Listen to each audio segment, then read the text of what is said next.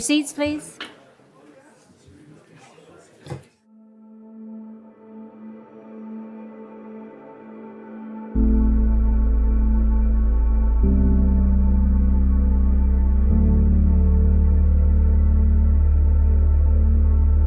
Meeting shortly, folks. Councillor Diodati, make your way to your seat, please. 34 years of teaching school.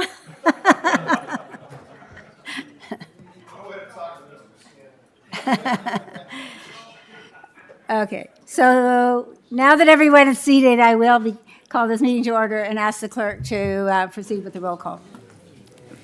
Thank you, Acting Chair. Councillor Badaway. Present. Councillor Bateman. Present. Councillor Campion. Councillor Kiokio. Present. Councillor Crater. Present. Councillor Diodati. I'm here. Councillor Easton. Councillor Foster. Present. Councillor Grant. Present. Councillor Greenwood. Councillor Height. Councillor Jordan. I'm here. Councillor Junkin. Here. Councillor Kaiser. Present. Councillor Morocco. Present. Councillor Olson. Present. Councillor Redicott. Councillor Rigby. Present. Councillor Seaborn. Present. Councillor Secord. Councillor Cisco. Present. Councillor Sorrento. Present. Councillor Steele. Here. Councillor Uglini. Present. Councillor Villela. Councillor Whalen. Present. Councillor Woodavine. Present. Councillor Zalepa. I'm here, thank you. And we have regrets tonight from Councillors Encina and Yip. Okay, thank you. I'd like to now call on Councillor Kaiser to read the land acknowledgement statement, please. Thank you, Acting Chair. Niagara region is situated on treaty land. This land is steeped in the rich history of the First Nations, such as the Haudenosaunee, the Haudenosaunee, and the Anishinaabe, including the Mississaugas of the Credit First Nation. There are many First Nations, Métis, and Inuit from across Turtle Island that live and work in Niagara today. The regional municipality of Niagara stands with all Indigenous peoples, past and present, in promoting the wide stewardship of the lands on which we live. Thank you, Councillor. If you're able, please stand for the national anthem.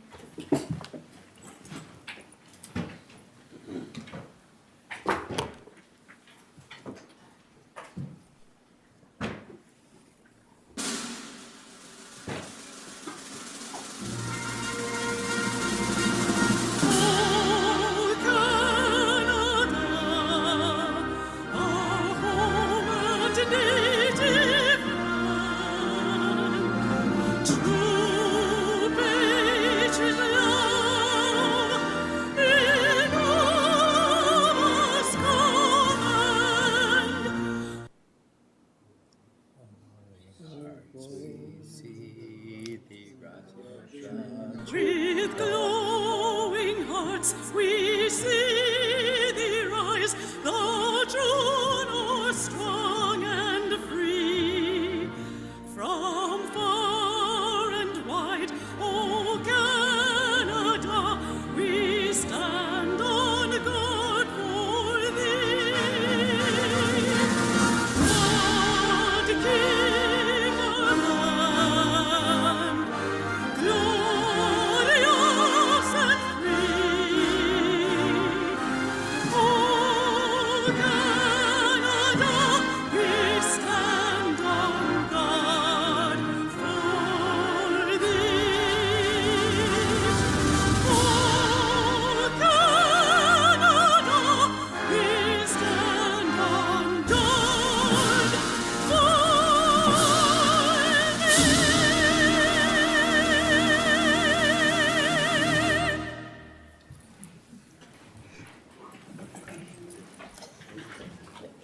Thank you. It's always the technology that gets in the way. So I'm now going to ask if there are any additions to the agenda this evening. Okay.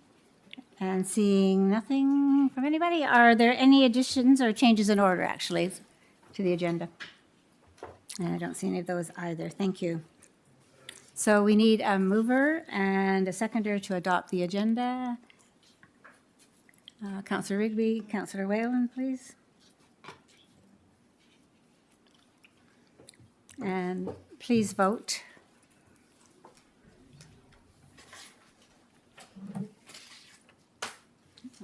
Okay. And the agenda's fine.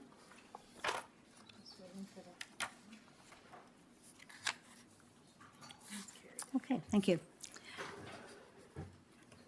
Members of council, are there any disclosures of pecuniary interest? Okay, and again, seeing none. We have a presentation this evening from the Niagara Parks Commission. It's their 2026 updates and initiatives. So I'm going to ask Graham Coveney, Chair, and David Adames, Chief Executive Officer of the Niagara Parks Commission, for their presentation this evening respecting Niagara Parks Commission and what's going on recently. Thank you. Thank you, Chair and members of Regional Council. I'm joined tonight by Graham Coveney, our Chair of the Niagara Parks Commission, and we very much appreciate the opportunity to come here annually to provide an update about the Niagara Parks Commission. And I'm going to go through the slides fairly quickly because these were pre-circulated to Council, and happy to take any questions at the end of the presentation as well. Niagara Parks Commission, we are a board-governed operational enterprise agency of the Ontario Ministry of Tourism, Culture and Gaming. The operational enterprise portion of that definition means we don't receive any government dollars. So we are self-funded through our revenue-producing operations, and that's how we deliver our dual mandate of being both the environmental and cultural stewards of the Niagara River Corridor and supporting tourism in Niagara and to Ontario. So again, Graham, our board chair and regional council is represented by Councillor Tom Encina. The economic impact, so our last fiscal year, we did host guests from 169 countries. That's now up to 175 as of 2025. And we generated $183 million in our last fiscal year, and you'll see an increase in that for our last fiscal, which we just closed on March 31st. We saw a significant increase in domestic visitation as well as visitation from Europe and Asia and other international markets. We saw a slight dip from the US market of about 3% of our revenue. So again, a very modest decrease, still a very important market. In terms of our environmental stewardship, so again, dual part of our mandate. I'll talk about environmental and cultural stewardship first and then talk a bit more about our tourism developments. We have a 10-year environmental stewardship plan where we do work along the whole 56-kilometer Niagara River Parkway. And these are some of the key initiatives, everything ranging from our urban forestry management program to work for species at risk, to our coastal wetland restoration projects. We're doing prescribed burns once again this spring. We just read the Chippewa site last week, doing a prescribed burn there. In terms of cultural stewardship, we do operate 4 museums directly. We participated last year in the Canada Strong Pass. We will once again this year in 2026. And we work with so many organizations across Niagara in terms of hosting events and other cultural programming at different sites along the corridor. Key projects for this year, 2026, lots of anniversaries, the 90th anniversary of the Botanical Gardens, the 90th anniversary of the School of Horticulture, where we've had 750 graduates of that program since 1936. We'll have some programming on that site, the 30th anniversary of the Butterfly Conservatory, the 75th anniversary of Whirlpool Golf Course, again, special programming, and new historical exhibits at the clubhouse there, and the 250th anniversary of our friends from the US, where we're doing some special programming at Old Fort Erie to talk about what was going on here in the corridor during that time as well. Of course, once in a lifetime opportunity to host the World Cup, the largest sporting event in the world, will be in North America. So Niagara Parks, we are hosting a very substantial fan zone by the falls from June 11th right through July 19th, including the last weekend, July 18, 19, of having the caravan, the Canada Celebrates Caravan at Niagara Parks, which will really engage the soccer community, local residents, as well as visitors. But there'll be programming every day, showing the matches, musical entertainment, and other family engagement during the activations from June 11th to July 19th. And that's right in front of Queen Victoria Place at the juncture of the Niagara Parkway and Murray Hill. In terms of our flagship attraction, Niagara Parks Journey Behind the Falls, which has existed for well over 140 years in different formats. So you'll see a crane out there right now. We're opening up a tunnel that was constructed over 100 years ago, but has not been open to the public. So by next year, 2027, it'll take us about a year to work on that new tunnel. We'll have that open. So I'll have a new viewing platform, And then next year, we'll close the existing platform, rebuild that, so by 2028, we'll have 2 platforms, a better and improved guest experience year-round at that site. So another investment in the tourism experience. The Butterfly Conservatory, again, with the 30th anniversary, we now have the Pollinator Playground, a new interactive and immersive art installation for families, particularly for kids. And we've got a number of other activations that will be there this year to celebrate the anniversary. The Children's Garden, a very exciting and a point of pride for Niagara Parks to build what will become the largest of its kind, certainly in Canada. So a 4-acre, 1.7 hectare children's garden that will be place-based education, play-based education, but based around Niagara's geography, Niagara's geology, 10 garden activation zones, plus a learning commons, plus a new launch building. So that we're looking to start construction in the fall of 2026 and open in 2028. This is a joint project between the Niagara Parks Commission and the Niagara Parks Foundation. So we're actively fundraising through the foundation to get this $15 million project going, and the fundraising is going very, very well. The Whitewater Walk, where guests go down by the Class 6 rapids in the lower Niagara River, so we're making improvements to this guest experience as well. You might have seen a crane out on the parkway for this project, so we're expanding the boardwalk, the end of the boardwalk, to make a better guest experience at that location. Capital projects, and again, we do span the entire 56 kilometers from Lake Erie to Lake Ontario, from Fort Erie to Niagara-on-the-Lake. The investments that we made in fiscal 25-26, about $5.3 million on the South Parkway in the Fort Erie area. You see some pictures there of breakwall work just not too far from the Peace Bridge, work on the Niagara Parks Marina, road resurfacing, service road improvements. So these are enjoyed by both local residents and visitors. For Niagara-on-the-Lake, about $3.5 million in capital investment. Again, at no cost to taxpayers. These are funds that come directly from Niagara Parks operations. So you can see, again, rebuilding parts of the Niagara River Recreation Trail. Work in Queenston Heights Park, where we added new tennis courts, new pickleball courts. Tennis has been played at Queenston Heights Park for over 100 years. So to see that tradition continue in a better way, we did that last year. We're partnering with Parks Canada. They are restoring the Brox Monument, $1.1 million. You'll see the scaffolding up right now. That project will be concluded this year as well. Again, you can see more pictures of those tennis and pickleball courts. We are returning this year the Sunday afternoon concert series at the Queenston Bandshell to mark 50 years of the Bandshell. So every Sunday afternoon from about mid-June through to end of August, we'll have the concert series back in Queenston. So a great afternoon there. Sunday brunch in the restaurant, concert in the Bandshell, and maybe a little tennis and pickleball in between. And of course, they're going to explore the Landscape of Nations Monument, Brox Monument, and lots of great walking trails.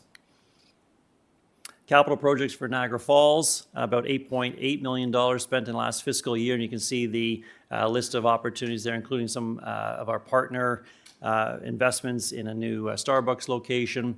And again, you'll see work going on right now. We're replacing water and sewer lines on the Niagara Parkway as well. So important infrastructure work that we are funding.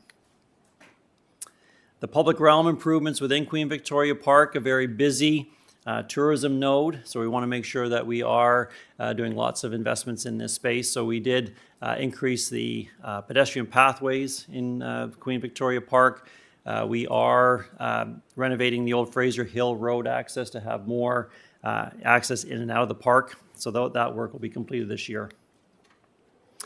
Transition to digital licensing system. So part of our letter of direction from the province of Ontario is to always improve, do continuous improvement for customer service. So we are and have moved all of our permitting to a digital system to provide better and more timely customer service. Cell service. So for those of us and all of us in the room who have driven the Niagara Parkway, we know that calls will get dropped. We'll pick up roaming charges from the US side. And then from a safety perspective as well, we want to make sure our visitors and local residents are safe. They can make emergency calls if need be. So for the last 2 to 3 years, we've been engaged in a cell strategy, including our public information centers for this project. So we're moving this one forward. We're being very conscious of aesthetics and the like along the parkway as well. So taking that feedback from the public. we'll be reporting back to the Commission next month on those findings.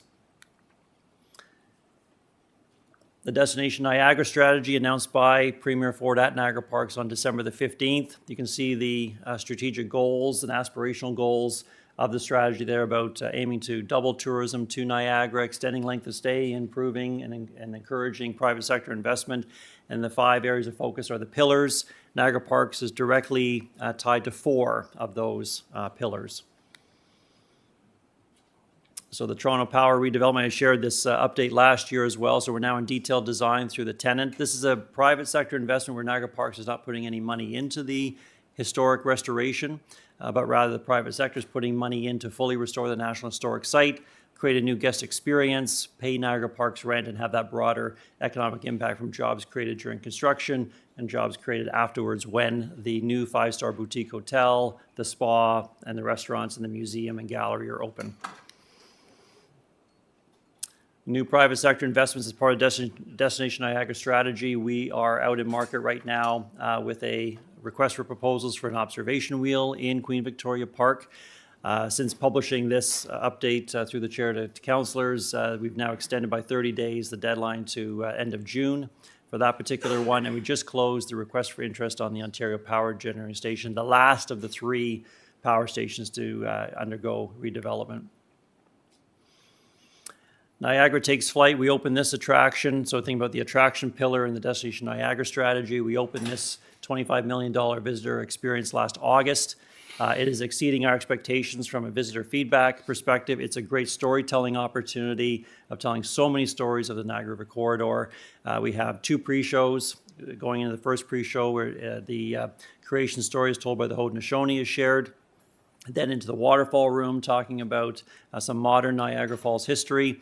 Then into the ride, taking a bird's eye view through the Niagara River corridor. So it's unlike anything else that I think our visitors have seen for this destination.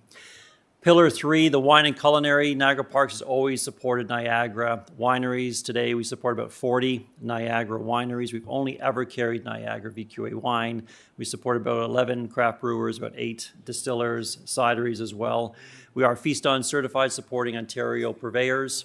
So those are the kinds of initiatives under wine and culinary. Arts and culture, you can see that we do support events like Niagara and Lakes in Bloom Festival.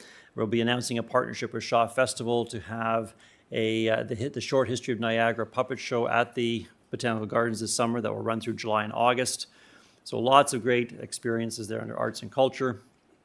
And then transportation infrastructure, working with the region, City of Niagara Falls, Metrolinx, and our WeGo visitor transportation system, picking up all customers arriving at the Niagara Falls Bridge Street station and transferring them to either Table Rock, or they can transfer up to Niagara-on-Lake as well to Fort George. So we continue to promote and bundle that experience. So that's a very important one. And we're in due diligence now as well for a new visitor transportation system in Queen Victoria Park. Regional connections, there are a good number of connections here. MOU with Vineland Research Center for our environmental stewardship work, an MOU with Brock University for research. We work very closely with Niagara College, Niagara Falls University, Grape and Wine Festival. So those are listed there. And I think with that, through the chair, I'll open up for any questions from council. What a very thorough presentation. Thank you so very much. Are there any questions? Councillor Bateman, you're first, please. Thank you, Chair. So lovely to see you again, CEO Dames. I think you're wonderful, and I've said this every time, but it bears worth repeating that under your leadership, Niagara Parks is really an extraordinary place in our region. But I do have some questions that might be, they already exist, you're just opening them up. And is there any concern about erosion with opening them up so close to the falls? So through the chair, so there's been no erosion with that tunnel system. So it's been those tunnels have existed behind and adjacent to Journey Behind the Falls for over 100 years. So we're actually reinforcing the tunnels for the obvious reason of making them safe for visitor experience. So no erosion. Perfect. Thank you. And can you provide some insight into your work with the province's Destination Niagara strategy? through their, I think it's $3 billion is what the province and the federal government brings in for revenue for tourism. And you said that they want to double that, and I've read that too. Can you talk a little bit about your relationship with the province there? Sure. So through the chair, and I think Niagara Parks is a very significant part of delivering the goals and through the pillars of the Destination Niagara strategy. So as I shared in the presentation, and again, that's there for the public to review as well. So we're involved in 4 of the 5 pillars. So attractions, transportation, wine and culinary, and arts and culture. So some of those initiatives that we talked about, whether it was opening Niagara Takes Flight, doing the RFP for an observation wheel, again, on transportation side, due diligence right now for a new visitor transportation system in Queen Victoria Park, our work with Metrolinx in the region and the City of Niagara Falls and others on our WeGo visitor transportation system. We also have a very significant sales and marketing plan and initiatives through Niagara Parks to grow international visitation, including the American market. At Niagara Parks, over half our revenue, 55%, comes from the U.S. and other international. Only 45% of our revenue comes from the domestic market. So that speaks to the important role that we play in welcoming guests from around the world. So again, guests from 175 countries. So we are a delivery agency for the Destination Niagara strategy. I don't think it was any coincidence that the Premier came to Niagara Parks and had the press conference for Destination Niagara strategy in front of Niagara Takes Flight, because again, that's a very substantial investment. And last but not least, encouraging private sector investment. So where we went out to market for the Toronto Power Station, we're not putting any money in as Niagara Parks. That's coming from the private sector. So that will be financed entirely. So, but again, the goal is a full restoration of National Historic Site, creating a new visitor experience, paying Niagara Parks rent, and having that broader economic impact through jobs created, construction, and then operating the attraction. That Toronto Power project will have upwards of 900 staff working in that when it opens. So from a hospitality perspective, job creation, that is very substantial. And they'll be getting a building permit with the City of Niagara Falls, paying development charges, paying municipal taxes. So the same issue for the private sector, when we have a private sector operator on Niagara Parks property, they've got to pay all those fees as well. Okay, wonderful. Thank you. So at the region, we have 39% of our budget that we put out to the taxpayers is Niagara Regional Police. And there's always questions about how much policing we have. Can you talk about the Niagara Parks Police? And I'll be through you, Chair, I'll be kind of pointed why they exist and why there's a need for them when we have the Niagara Regional Police? So through the chair, so I want to say right up front, so we have a very close working relationship with Niagara Regional Police Service. In fact, we have an MOU between the Niagara Parks Police and the Niagara Regional Police. The policing authority comes from both the Police Services Act and also through the MOU with Niagara Regional Police. So and we also work closely with Ontario Provincial Police, RCMP, Border Services, et cetera. The Niagara Parks Police Service was created back in 1887. So it's one of the oldest police forces in Ontario, and is specifically to provide a safe environment for visitors to Niagara Parks. So it's an interesting carve out in the province in this unique area. And what I can share with council, I think most of you know this, the level of visitation that we get. We have 4 land border crossings that come in or touch Niagara Parks. So from the Peace Bridge, Rainbow Bridge, Whirlpool Bridge, Lewis and Queenston Bridge, all sort of come in or touch Niagara Parks. We have residents who live along the parkway, and then we have this influx of literally millions of visitors per year. So to provide that safe environment. So we have 22 sworn officers. This year we'll have 54 provincial offences officers at peak, all fully paid for from Niagara Parks. So no tax dollars involved in funding Niagara Parks Police. But the role is to provide that safe environment through a collaborative working relationship with Niagara Regional Police. I'm very proud to say we've just announced our new Chief of Police. So Paul Hamilton will be joining us June the 1st, our new Chief of Police. He's the current Deputy Chief of Police with the Hamilton Police Service. So he'll be joining us June 1. And Paul Forcier, after a 38-year career with Niagara Parks Police, will be retiring on June the 5th. Wonderful. Good for them. Thank you for that. And just through you, Chair, just to clarify, when you say there's no it's not funded through the tax levy, it's funded through revenue from the Niagara Parks. Through the chair, that's correct. Okay, thank you. And there's been a lot of talk about tourism and the impacts on our local levy. There's lots of changes going on in municipal politics. Do you have any input on how we could better manage the integration of tourism into our regional budget? Yeah, through the chair. So I think there's an absolute role for the region to play. And tourism just had a great meeting the other week with the Tourism Partnership in Niagara, the Economic Development Department. So the Director Spezza was there for that meeting. And we're talking about research. So that role and the value add that the region can play with the Economic Development Office on research. That's one example. Product development, so supporting from a planning perspective how tourism experiences are developed and encourage that private sector investment. So whether it's everything from a commercial accommodation to maybe a new attraction to a winery experience, et cetera. So that planning regime to support investment. Those are a couple of examples. And then also from a transportation perspective, I know, again, the investment potentially in the Niagara District Airport will be important.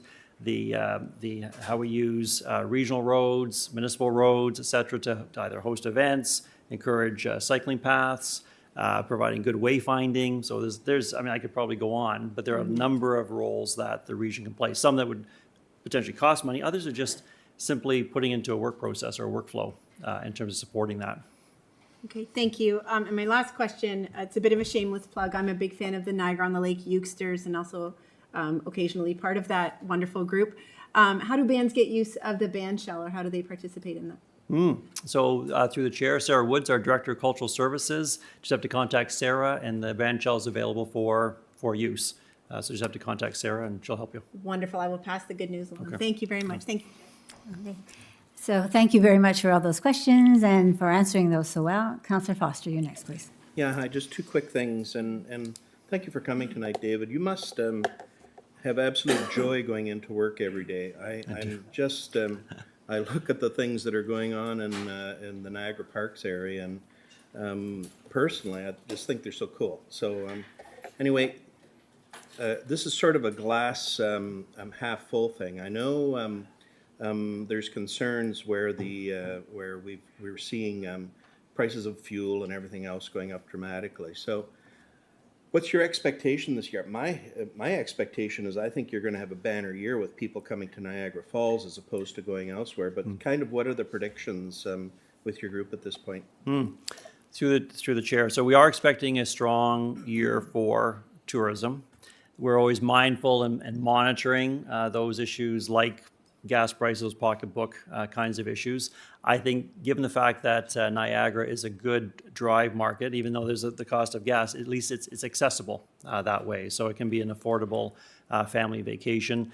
For those who have planned a longer haul trip, typically those are planned 12 to 24 months further out. Think about yourselves when you're booking a long haul, you think a little longer ahead. So those who are coming this year are probably already booked. They're locked in. So now we'll be proactively selling 27, 28. And I can tell and share with council, we have, Niagara Parks does have in-market sales reps in the United Kingdom, in Germany, and France, and Mexico. We've had them in place now for going on 2 years. We do proactive sales missions into those markets as well. So we have to be out there asking for the business proactively. As we saw double-digit growth in markets like UK, Germany, France, South Korea, Australia, Japan this past year. So we want to see that continued growth. So yes, we are expecting a strong year.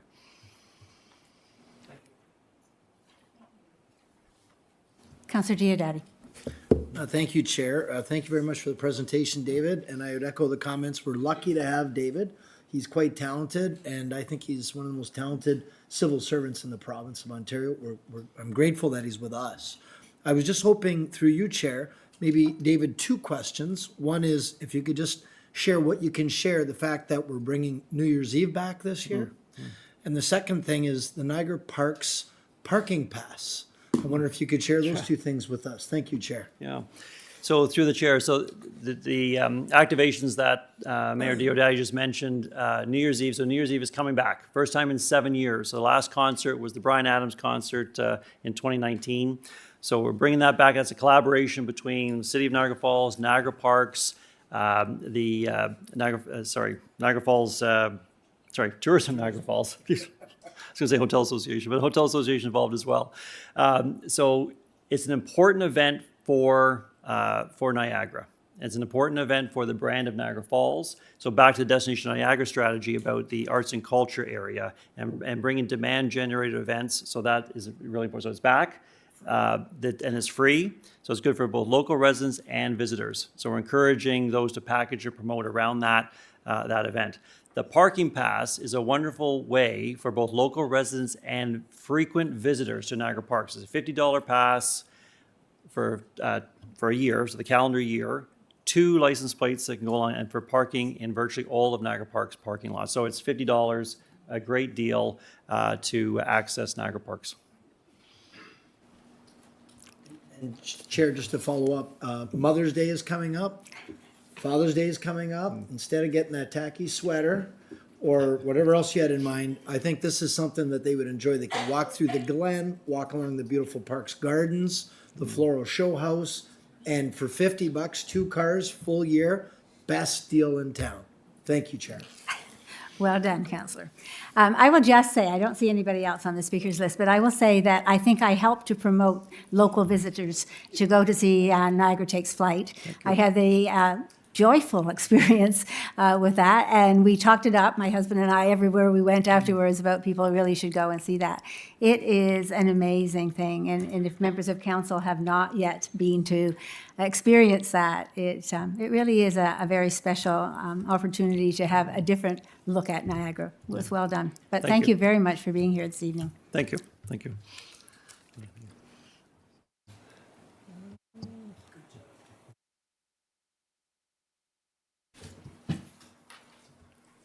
So that then takes us to the adoption, oh no, I have to do some remarks. I'm not used to this agenda, obviously, but I do have some things I want to say. So before we begin the actual business of the day, I'd like to begin with a note of gratitude. So it really has been a privilege. People ask me if I've enjoyed my month as regional chair. I'm not sure that's the right word, but it has been extremely interesting. And I really want to thank the members of council and staff for your collaboration, professionalism, and focus throughout. And as we move into May, Councillor Grant will be serving as our acting chair, and I certainly wish him every success in this unusual role.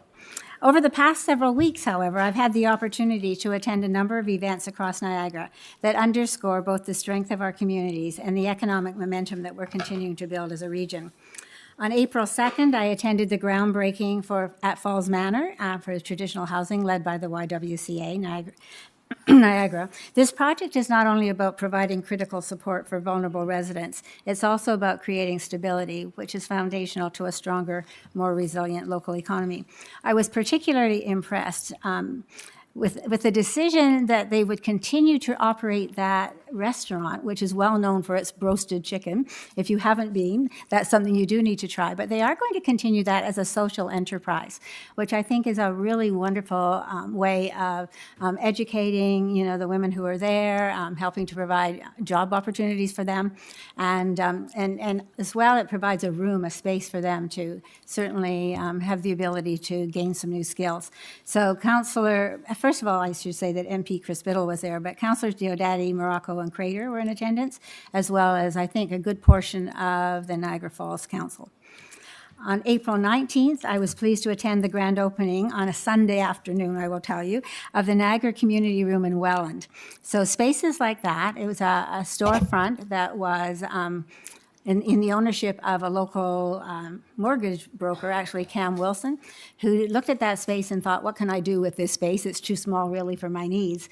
And they provided, in combination with the Niagara Health Foundation, a space that's free for people who need it. So not-for-profits or small organizations that are sort of startup organizations and trying to get going, where they just need a small free space that they can use to be able to promote what it is they want to do. So I appreciate that, especially because, of course, I was part of a new service club in Smithville looking for a space at one point in time, and there really wasn't anything available. And the determination then was that the money we earned needed to go into our community, and we didn't really want to be paying rent. So fortunately for us, another organization came to our rescue, but I really admire the fact that that space is now open for people to be able to use. On April 27th, I attended the Niagara Region Defense Sector Workshop at Club Roma, where we explored opportunities to grow and diversify our economy. This is exactly the kind of forward-looking work that positions Niagara for long-term investment and job creation. On April 24th, I'm going to back up a little bit, I went to Fort Erie on Friday afternoon at 4 o'clock. That was a big experience. I thought that West Lincoln was a long way from regional headquarters. Fort Erie is equally long in the opposite distance, but it was a long trip home when I did both sides of that. But it was an important investment in transit that helps to connect people. And I saw that the people who were there were very, very happy to be able to have this return of this transit line that would enable them to move from place to place within that portion of their community. So again, a very good thing. Of course, Councillor Reddercroft as mayor was there, Councillor Cisco as chair, Councillors Encina and Morocco were also in attendance. I also attended on the 28th, which was just this week, on a cold, rainy morning, the Innovation Norway that was here as guests of our economic development team. And they were touring the Vineland Research Center, moving on from there to, where did they go? Niagara College, Niagara College. But the day was scheduled for them. I didn't stay the whole day, obviously, because I didn't remember where they went next. But I spent the time as they toured the Niagara Research and Innovation Center situated in Vineland. And it was interesting to know in discussion with them that they face similar climate to what we do here, similar soil conditions where they have some sandy, beautiful soil areas below the escarpment and some clay like we have in West Lincoln above some of their areas as well. A really nice opportunity to just really chat with them a little bit. And Mary Easton was also there, giving greetings, of course, from her community. So taken together, the events are not just events. They're really wonderful opportunities and tangible ways of looking at what's happening in Niagara, that we certainly are growing, and we're growing in a lot of different ways. They reflect the progress in housing, innovation, workforce development, and infrastructure. And most importantly, they speak to the expectations of the residents we serve. So along with this month, I also was able to attend the 65th anniversary of Club Roma, and that was really very much about people. They were celebrating the fact that they are loving, of course, being in their new home of Canada, but for 65 years they've been able to maintain their culture, the food that they eat, the music that they enjoy, the sports that they enjoy. And it was a really nice evening to be part of that celebration as well. Also, of course, Mayor Cisco was there, as was Mayor Easton. So people across Niagara, whatever we're doing, wherever we're going, expect us to stay focused on what matters, making life more affordable, creating opportunities, and building a region that is not only economically strong, but vibrant and livable for everyone. And I think that's what I saw during my month. Different people from different walks of life who were really just living the best lives that they could and enjoying the opportunities that were in front of them. So I will end my comments at this point in time, and now I will ask for the adoption of the minutes. So I'm going to ask Councillor Badaway, will you move the motion, please, to adopt the minutes from the meeting on March 26th? Thank you. And Councillor Seaborn, will you second those? Thank you. And the vote should be in front of you, please.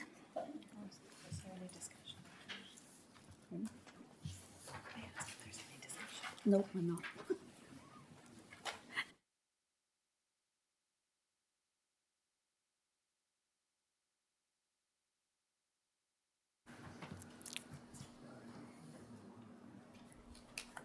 So we have, that's fine, everybody's good?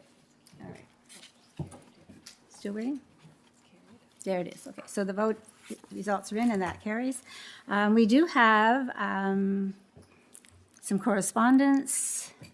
Not going up in front. Okay, so there are two pieces of correspondence, the historical tax and rate increases and the Town of Fort Erie correspondence respecting response to the provincial proposal on regional governance. Councillor Olson, will you move the correspondence, please? Thank you. And Councillor Ugolini, will you second the motion, please? Thank you. Is there any discussion on these two items? Councillor Reddecock.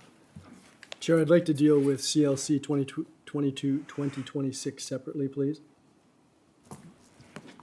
We can do that.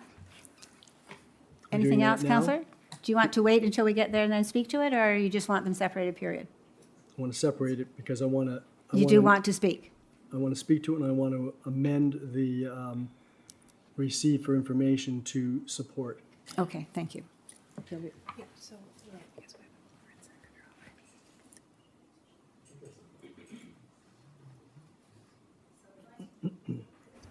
Microphone's the biggest problem. We're going to deal then with CL-C 2021-2026, historical tax and rate increases first. Is there anyone who wishes to discuss that? Oh, we still have some discussion for that. So, I have a question on a point of order, Chair. okay, go ahead, sir. I'm just moving correspondence receipt to correspondence approval. And I'm not really following that process. Is that permissible? It wasn't something that was submitted properly as a motion. Now it's changing the significance of that. I'm not quite clear on, is that in accordance with our procedural bylaw here at the region? So I will check with that one with the clerk, because I know it wouldn't be. I at the would town- not be it wouldn't doing at that. the town of Niagara Lake. Yeah, but and I don't know if Yeah, that's the and case. it's not what would happen in my end either. So, but we do know that our procedural bylaws are a little bit different, so I'll turn to the clerk. So through the acting chair. So through the acting chair, we have had items of correspondence that have been lifted and subsequently amended and things added to. So we have done that in the past. I'll just say, like, I just don't understand how we take a piece of correspondence from another municipality and then all of a sudden it's not going through a committee or anything. It just, I love to hear from my member friend and understand what that is, but, so I'll wait for that. And thank you very much for listening. Appreciate it. Okay, thank you. Anything further about that first CL-C 21 okay, Councillor Bateman, something further to say about that? Thank you. Through you, Chair. We had asked for a report on the downloads from the province in this term. Is that this report or is that something different? And if it's not this report, when will we be seeing that report? Okay, so I'll turn to the CAO for some response to that. Through you, Chair, this report's CLC 2126 is strictly a breakdown of budget increases as requested by council. It's clarity or further detail rather than just the aggregate number. I'll have to follow up with the councillor. I'm not 100% sure when the report referenced is coming back. Thank you. Through you, Chair. That was in February. So we've waited a long time for it. Regional government, there's a chance it's changing tomorrow. So if we don't receive it, there's nothing we can do to leverage that information to talk about how to make significant changes to our budget. So I'm a bit disheartened that we haven't received it and that there's no time frame on that. Thank you, Chair. Anything further on that item? Okay, so, Councillor Kaiser, sorry. Thank you so much. I had actually planned to speak to both, but I will start with the first and then defer to Councillor Redekop, as it is in association with the municipality of Fort Erie. I just wanted to thank staff for this report. I believe that I did request it at a meeting, and I appreciate that we have some transparency about the numbers and where the levy increases were driven from. So I'm very happy to see that there. And I will just say on the next item, I was going to ask the question of whether it could be converted into adoption. So that's been answered. And if I could just ask that I be kept on the speaker list after Councillor Redekop, as I plan to speak to it. Thank you. I think that's in order, so that's fine, thank you. So we will call the vote then on this item, since everybody, I think, has spoken to it who wishes to, and then now we'll move on to the second one, so.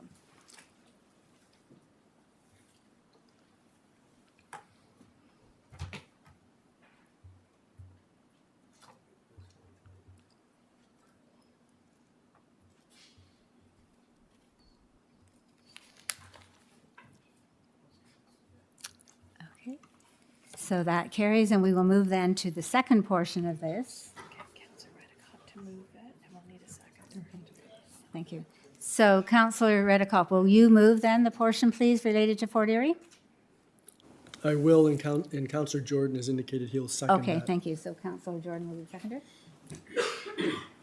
Thank you. So we'll wait till that comes up on the floor, I think.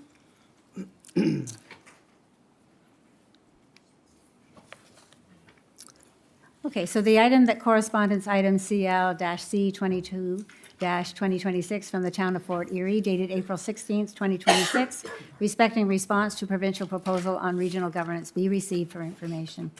So Councillor Reddecock, go ahead, please. Thank you. Chair, are we obligated to keep sitting while we speak, or can we stand? I know that at one point there was some concern about the technology here, whether it could pick us up if we stood, but I just think it's, Would you prefer to stand? I would prefer to stand, but I won't stand if the microphone won't pick me up. Do you want to stand and try? Stand. I guess I'm close enough to the mic, it wouldn't make any difference. If we're not able to hear you, I'll ask you to sit. How's that? Thank you very much, Chair. So this was put on the agenda at my request, but it has been circulated to all of the municipalities and the Niagara region. This was a resolution passed at the town council meeting in Fort Erie on April the 13th. And I bring it forward because I wouldn't have thought when I started my political career, I actually wouldn't have thought during my lifetime that I would ever be involved in a debate about whether or not locally the representatives of local government would be appointed as opposed to elected by the residents. I wouldn't have thought that I would be involved in a discussion about whether or not majority rules, which is something that is traditional and historic in all of the democracies, beginning with the English Parliament. But here we are today, and it seems to me that we're being asked to do things that are completely contrary. We're not being asked to do them. We're being told this is how things are going to be done. Completely contrary to the history of our country.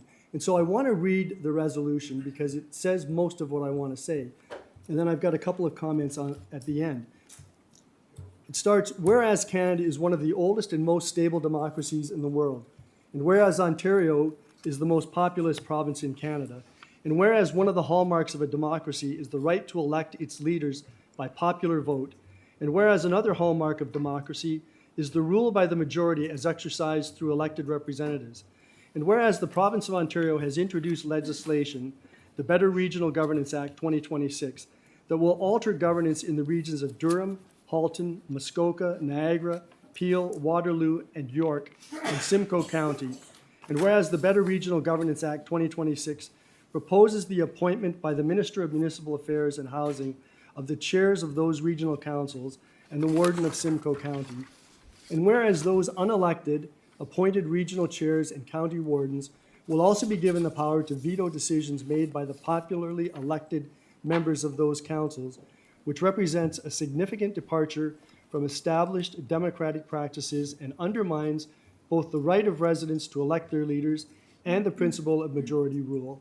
And whereas significant changes in local government should be informed by evidence, financial analysis, sound justification, and public consultation, none of which has been the basis for the Better Regional Governance Act 2026. Now therefore be it resolved.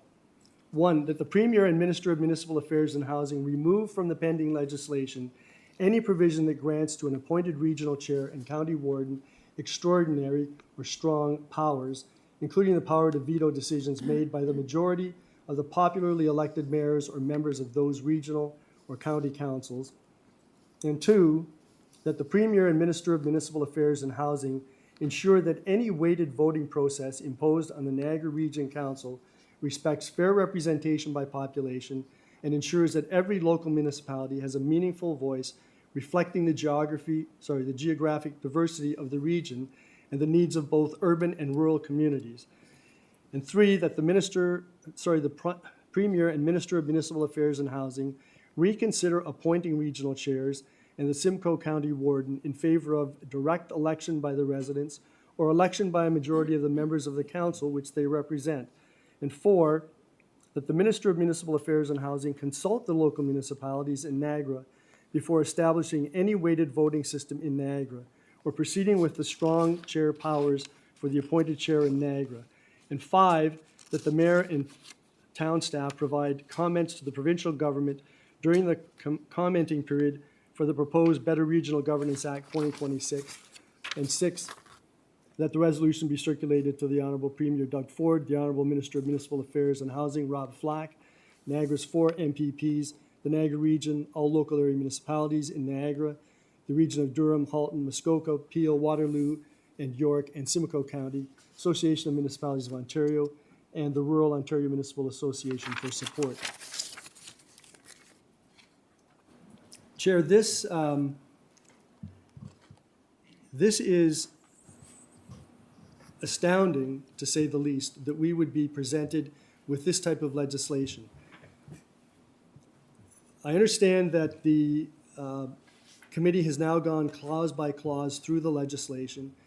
The legislation itself, the draft legislation itself, doesn't say that the Minister of Municipal Affairs will appoint the chair of these regional councils. It says that he may, and it also says that the local council, the regional council, may appoint its own person if the minister permits that.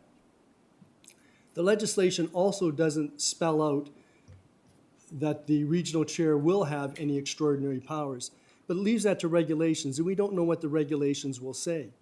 And finally, the regulations don't, the legislation also doesn't speak about the weighted voting or what that will look like in Niagara or any other region. But what it does do is it leaves that to regulations. And again, those are fundamental aspects of local government that shouldn't be left to regulation. They should be part of the legislation. They should be something that should be debated in the legislature, and they really should be part of public consultation, because we're talking about the government that deals with the people on a daily basis in the region, and there's also some reference to the local municipalities that have requested a reduction in their councils. This is an unprecedented consolidation of power. We're talking about the potential for 8 individuals representing large parts of Ontario and large populations being appointed by a government, and those individuals, one would imagine, will be beholden to the government. They will be appointed specifically to be aligned with the provincial policies, whatever they might be, and they will also be subject to removal by the government if they don't follow those directions. To me, it's, as I said, it's astounding, but it's completely contrary to the traditions of democracy in this country. I won't support it. We're being asked to get on a boat that's heading into undemocratic waters. We shouldn't be embarking on it, and we should be pushing back. So I would ask all of the councillors to support this so that we can at least let the government know where we stand on behalf of our residents with respect to the changes that they're proposing. Thank you. Thank you very much, Councillor. Councillor Kaiser. Thank you, Acting Chair. I would just like to thank Councillor Redekop, and I chose to defer to him in order because I knew he would say it most eloquently than I ever could. What I would like to add is that I have been shocked by the fact that this is not in the headlines and that people are not outraged. People were outraged about a jet, rightly so, which is a spend and money from the taxpayer, and I understand that, and I just cannot believe that maybe people in Ontario don't understand the implications, and so I appreciate that Councillor Redekop has outlined those of the impacts, and I agree, on our democracy and the consolidation of power. I have been very concerned about this since there was talk of this. I will 100% support that this regional councillor endorse this letter to the province, and I thank Councillor Redekop and his council for bringing this forward. I would also encourage the residents of Ontario, if they are listening, we've heard the Premier say that if he hears from residents and people in the municipality that it's not okay, he will listen, as he did with the Greenbelt, and as he did with the purchase of this, the jet plane. So I strongly encourage people to understand who live here, what the implications of this are, and if they are not in favor and they want an elected regional chair, they should text, phone the premier and let him know. And hopefully he will backtrack on this issue, because I am very concerned with having an appointed regional chair with strong veto powers. And that is my opinion, the phrase that people who live in Ontario can use, that this is not okay. And thank you very much. I very much appreciate you bringing that forward. Thank you, Councillor. Councillor Bateman. Thank you. Through you, Chair, can you tell me which councillors brought this forward at the town of Fort Erie? Do we know their names? Oh, the mayor. Okay, good. Well, then that person deserves credit. So thank you, Mayor. We have seen letters come from the Minister of Municipal Affairs and Housing, Rob Flack, letting us know that to reach out, to have meetings about this, because this particular government, these seats are changing. And again, I will say that lots of this was done behind closed doors. If we want to talk about partisanship, which I've been accused of at this table, we should talk about that as well, of what's gone on to get us to this point. But I'm going to read a letter that I got today from the minister, because I did reach out to his office asking to meet with him or somebody from his office. And the letter reads, "Thank you for requesting a meeting with the Honorable Robert J. Flack, Minister of Municipal Affairs and Housing, to discuss governance reform in the Niagara region. Unfortunately, Mr. Flack is not available to meet with you at this time, as his schedule is heavily committed. Thank you again for writing. Sincerely, Tanner Zelenko." So pretty disingenuous to send us letters asking for our engagement and asking for our experience, and to reply saying no. I will be supporting this. I want to say to my colleagues at the table that these changes, if they happen tomorrow, no matter how hard we go at each other, no matter how heavily we disagree, I've always respected the fact that you were elected by people of Niagara. And I mean that very, very sincerely, because I know that we've had many disagreements, both behind closed doors, at this table, and out in the public. But this is not okay. Niagara region will have a full-on conservative government managing this region if this goes forward. Yes, they will. Don't shake your head. So thank you very much, Chair. I'm happy to be supporting this. Thank you, Councillor. Shake your head and talk the whole time I'm speaking. Speaking with Grant the whole time. Are we good? Councillor Seaborn, it's your turn. Thank you, Acting Chair. I love this motion. You couldn't have said it any better. I wonder, however, you talk a lot about weighted votes, and everybody assumes it's just going to be based on population.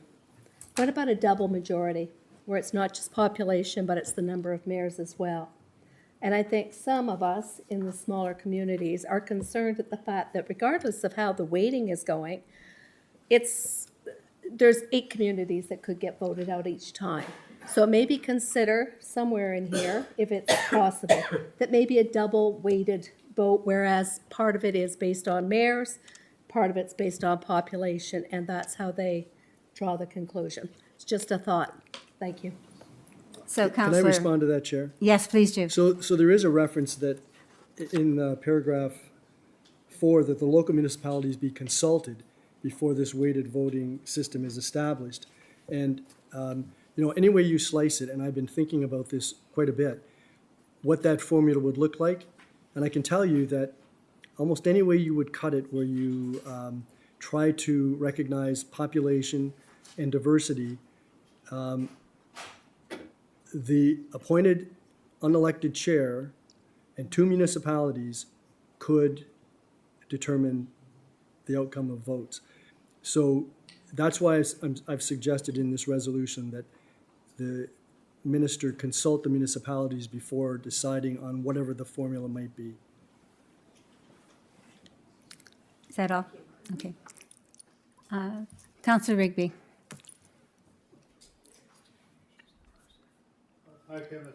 Madam Chair. Apologize for that, definitely. I am and have been since this all started. And we found out there was just this that's going to decide that, and it continued, and it became a very frustrating thing for me because I know I am leaving in November, and I feel like I'm leaving something that's absolutely wrong. And so I salute Mayor Redekop because he and I started together, and I hope you continue. and that this will get stopped the way it has now started to be stopped. And I thank you very much and appreciate that. I know now that we're going to be moving in a more active way of being able to try and stop the nonsense that's going on. Thank you, Madam Chair. Thank you, Counselor. Counselor Whalen. Thank you, Madam Chair. And thank you, Councilor Redekop, for putting this forward. And thank you, everybody, for the views around tonight. It's nice to start pushing back for democracy instead of a dictatorships, which is great. Can I ask for a vote of report on this also? That hopefully we get a unanimous decision and support behind this. Thank you. Okay, I don't see any other speakers at this point in time. Point of order, Chair. This actually, I said for support, not just information. So that's the original one, but the amendment is for support. So I know that there was, actually, Counselor Kaiser mentioned amending that, so. And at the same time, you were talking about that, and Counselor Kaiser was nodding her head, and the clerk was saying that we were going to change that from being received, so that's fine. Could I request a poll vote, a recorded vote? Okay, so let's let the clerk deal with this for a minute.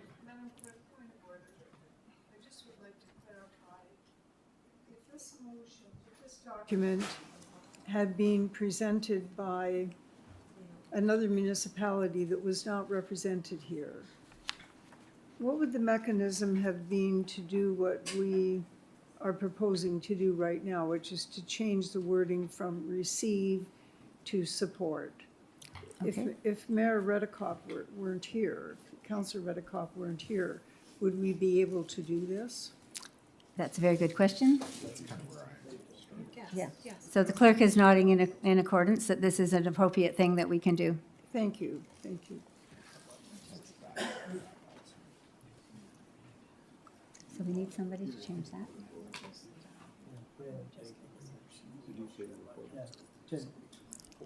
You asked for a recorded vote. Okay, so the amendment would be then, we would need somebody to move, I would think, and second the amendment to change Already did that. I did that. from received to supported? Yes, I Okay. moved that, seconded by Councilor Jordan. And that's been recorded by, okay, I just want to make sure that they've recorded, so we're good. And somebody has called for a recorded vote, so. Two more speakers. Councilor Zalepa. Now that it's be supported, go ahead, sir. Yeah, no, it's great. It's a good conversation. I appreciate it. And, you know, I actually agree with almost most of the letter from my friend there in Fort Erie and the council there. But I just, I guess what I don't appreciate is the process to bring a letter that is pretty good on most counts, but there's a couple little things that I would want to push back or ask for an amendment on. And I don't think this is really the right way to do it. I think it'd be better, like, you know, have it at a committee, we can talk about it there and then make some changes to it. Because, you know, my council has some other ideas. Some of the ideas that I have are pretty aligned with this. You know, we're embarking on significant change in governance in Niagara region, which is long overdue. And we're all ready to do that. It's gonna take a lot of work. And we need to do that because we have challenges. I won't get into all the challenges, we all know them, but you know, at the end of the day, we want to focus on how we deliver services to our residents, how best to do that, and how to do it efficiently, by not repeating things that we do sometimes around the region. And we can get that right, but it's going to take some time. And there's some tweaking that's coming here with this letter. And for instance, I asked myself, well, I agree that it's an affront to appoint somebody to override 12 elected people who are elected at large in their municipalities. But then I say, how do you elect a chair across 12 municipalities? Frankly, that's not going to happen. So then you got to think differently. I think that the 12 elected representatives of the new regional council could very well elect as a caucus a chair, kind of like we did before. In the past, when I first came here, we elected our chair. And that was very good. And so I've submitted to the province some comments that suggest that, because I think that's a fair way to do it. And I honestly don't know how you elect them a person across 12 municipalities. So that's somewhat I'm not comfortable with the letter because of that, because the first sentence just says that, and I don't. So anyway, so that's one thing. And the next thing is really just that's the third sentence. Sorry, third part. But the first part, I'd like to say the strong chair powers definitely. You need to go into the details to see where the problems are. First of all, this body is not a planning authority. So there's no issues with planning, so let's push that away. So now we're dealt with, a chair that could override a decision of 12 people. You should take that away. In my written comments I made to the province, I suggested that should be taken away. You should consult with us to do that. But I do like strong chair powers for a properly elected chair by the 12 that has a strong budget process. We've, in Niagara Lake, used this power to run a very effective budget process. In fact, my council was unanimous in that they liked that process. It made it more streamlined, it was more effective, it was more engaging. We created a budget office. It went really well. So I'm saying, so my comments were, I like the strong chair power for that. So I have a hard time with number 3. So this is where I'm saying I'm not comfortable with how this letter is being, because I'm going to be having to parse it out or look to amend it or take quite a bit of time to do that, or just vote against some of it. But I'm explaining why I'm voting against it, because I think there's nuances that I think we need to work on. And I think Councillor Redekop said that we want to ask the government to consult. Absolutely. That's exactly what needs to happen. I've been doing that. I don't know about everybody else. We've all had a chance to submit our comments. Been doing that quite a bit. I've been in phone calls, meeting with whoever I can meet with and wants to talk about governance to tell them what I think. So anyways, I just wanted to let them know I'd like to have those separate items pulled apart so I can vote differently on each of them, because there's a lot of good things here. I wish I had to come across, I wish I had to come out a little differently. I think having a letter dropped on us for receipt and all of a sudden it's support put me in an awkward spot. And so I just want to thank you for letting me explain that. I hope the chair can separate those for votes. That may take a little longer. I'd rather not parse it all out and work amendments, because I don't really know how, I don't feel that's that relevant anyways. But anyways, thank you very much. I appreciate everybody hearing me out on that. Thank you, Councillor. I'm just going to say that from my perspective, I agree in that you've had an opportunity, and so have some of the other mayors and their councils, if they've chosen, have had an opportunity. But this body, this group of councillors have not had an opportunity to weigh in on sending some kind of a letter on their behalf. So that we can do it however it works best. I'm not saying we shouldn't do that, but I'm just saying I know that from speaking to some members of elected regional councillors, that they don't feel that they have had an opportunity. I see this as a way for them also to have an opportunity to have input into whatever is happening. So Chair, In any thank you. I case, still have 5 minutes and I'd like to You respond. still do, so go So I ahead. do appreciate that, but I would say that I believe that a matter sent to the committee would be a much more effective way for a council committee to really engage in this. So again, that just proves my point, I think. So thank you. Thank you. I'm going to go to Councillor Secord. Thank you, Madam Chair. As one who's losing my job, I've been thinking about this obviously for a long time, and I know all of us around the table have. And I've submitted comments myself to the province, and I'm sure everybody has done. And I've been on council long enough, done many years, where I've seen a correspondence come through from a towns farther in northern Ontario, and we receive for information. That's what we should be doing with this, because that's how we've always done things.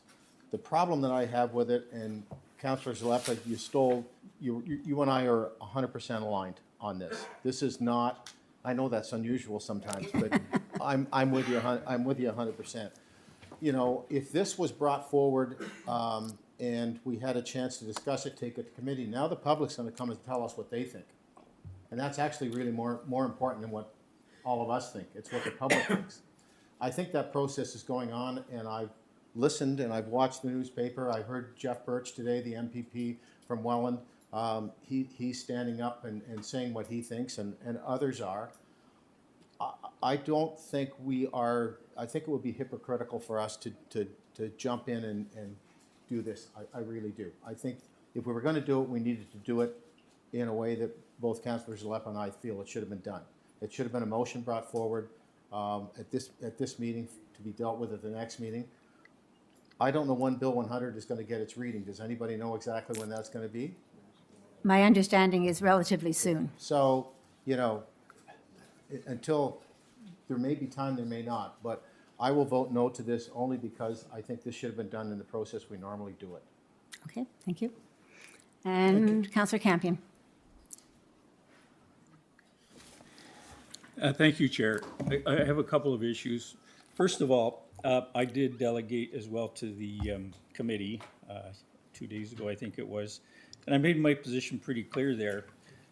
The difficulty with what we have before us right now is that there, in my mind, and I've expressed it, there are pluses and minuses to all of these points. And, you know, I can potentially give you the pluses and minuses there. You know, strong mayor powers have benefits, great benefits. And if you, through consensus with your council, you can also use those strong mayor powers today. One of the benefits that I see, and I'm not going to go through all of them, but one of the benefits of the strong mayor power is that it provides some stability in the budget process, but it also provides stability on the staff side. If you have 12 people, I have 12 councillors at the City of Welland, if you have 12 people that have different ideas and perhaps they don't like a member of staff for whatever reason, maybe they're not getting the answers that they want or they're not having the ability to do things that they want to do, however, it should be done that way, staff is following procedure, the mayor has the ability to maintain the staff and to keep the staff there. What can happen is that leverage can be used on, say, a CAO. We're going to fire you if you don't fire the clerk. And maybe you've got a great clerk that you really have to have. So that's a benefit. You can stabilize your staff. And I can go on and on. But the fundamental problem with this letter is that it's simply a letter. So you can pull it apart. Councillor Zalepa, I agree with you. Some of these things I can agree with and some I can't, but you can't take it apart because it's not a motion. The only motion that's on the floor right now is to receive with an amendment to support. So you can't change the content of the letter. You can't amend a letter that's been submitted from another municipality. So it really shouldn't be dealt with in this way. If this was to move forward, this should have been brought forward as a notice of motion with these points in it, not a piece of paper with the information on it. So I think it's wrong to even vote on supporting it unless you really support the whole thing. So there's no way I'm going to support this because there's no way to amend it. There's no way to pull it apart and deal with it. So I'm going to be voting no. And it would also be contrary to what I was proposing during the committee sessions that I spoke to. So that's my point. Thank you. Councillor Sorrento. Thank you, Chair. Motion to refer to committee, seconded by Councillor Foster.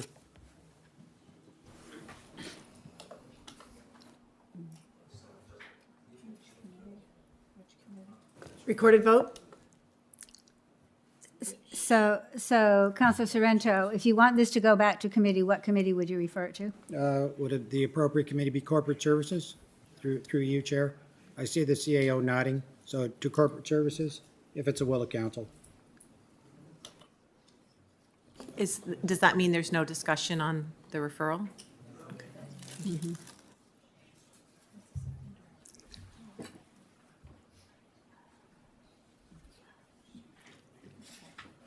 So they've made it. You okay? You good? So then we have a recorded vote has been called to refer this to the next corporate services meeting, which is scheduled for, I think? May the 13th? I think it's 13 or 14, is it 13? Okay.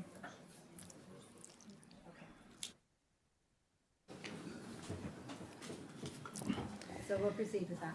Okay, so this is a recorded vote for the referral. Counselor Badaway. No. Counselor Bateman. No. Counselor Campion. No, I mean, yes, sorry. Counselor Kiokio. No. Counselor Crader. No. Counselor Diodati. Yes. Counselor Easton. Counselor Foster. Yes. Counselor Grant. No. Counselor Height. No. Counselor Jordan. No. Counselor Junkin. Yes. Counselor Kaiser. No. Counselor Morocco. No. Counselor Olson. Yes. Counselor Redicott. No. Counselor Rigby. Yes. Counselor Seaborn. No. Counselor Secord. Counselor Cisco. Oh, you're muted. What did that say? Counselor Cisco? No. Thank you. Counselor Sorrento? Yes. Counselor Steele? Yes. Counselor Uglini? Yes. Counselor Valella? No. Counselor Whalen? No. Counselor Witteveen? No.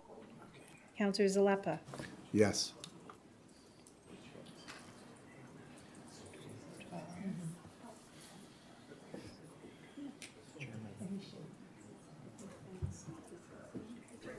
So that's defeated 15-12. Okay, so that motion was defeated. So we're back to, So we're back on this. so we are back to where we were again with the motion. Chair, is a point of clarification is, I've said that before, I'm not really sure it's a thing.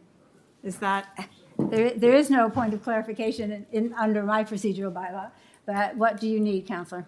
it was mentioned that quote unquote, we're losing our jobs, but we're not, the positions are being removed. Is that correct? Come the next election? If the legislation passes, that would be correct.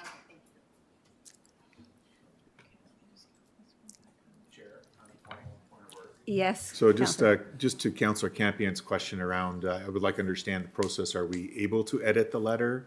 Or is it, we got the letter and it's just, I think we are the only unable motion to is- edit a letter okay, I at this just wanted, point in time. I want clarity on Would be that. my understanding. Thank you very kindly. I appreciate your clarity. And so I think somebody had called for a recorded vote on this as well, had they not? So on the amendment? Yeah. Clarification, Chair? Yes, Counselor. So I just want to see if we can, I want to try to support Councillor Zalepa here. So we can't amend the letter or change it, but can we vote on it separately? No. No, can't do that? Okay, thank you. No. Thanks for that clarification. That would be either amending or changing that letter in some form. So we've been asked, instead of just receiving the letter, to support the letter. So that's where we are. So we can't pick apart the letter. I understand, so I wouldn't be, Chair, and I wouldn't be looking to change the letter. I would just, and I'm just trying to rationalize this, is just to vote on what's in the letter, but separately, but the CAO has indicated it can't be done. Thank you for and the clerk, so thank you for that clarification. Thanks. Yeah, okay. Counselor Morocco. Just for clarification, so This is the Fort Erie's letter. that Fort we're Erie going letter. to support, the majority of us. And if we want to have our own comments, then that would be a motion to be brought back further. You can make a notice a motion to bring forward a motion, our own motion from the region. Is that basically what I'm hearing? It would be my, I will defer to the clerk, but it would be my understanding, if it were in my council, that